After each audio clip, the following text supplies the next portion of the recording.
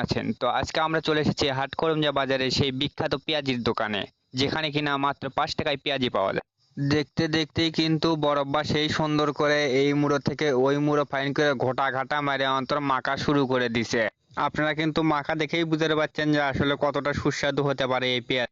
ঘটনা হচ্ছে এখনো যে ৳৫ এই রকম পেঁয়াজি পাওয়া যাবে এটা আসলে আমাদের ভাগ্যের ব্যাপার। তাই আর কেউ ঘরত বসে না থাকে তাড়াতাড়ি চলে আসেন। তাই এখন চলেন আমরা শুনে আসি যে এর ভেতরে আসলে কি কি মশলা বা কি কি জিনিসপত্র দেওয়া হয় যেগুলোর মাধ্যমে এত সুস্বাদু বা সুন্দর পেঁয়াজি হয়। আপনি যে এত সুন্দর পেঁয়াজি বানাচ্ছেন আপনি আসলে এর ভেতরে কি কি দিচ্ছেন? এর বলতে গম ভাঙা পাতা আছে, হুম, কচু আছে, কচু আর কি আছে? পেঁয়াজ আছে, তারপর সাথে সবজি, শাকসবজি। ও এগুলো কি কতটুকু করে নিয়ে আসেন প্রতিদিন? 1.5 কেজি প্রতিদিন 1.5 কেজি কালাই আর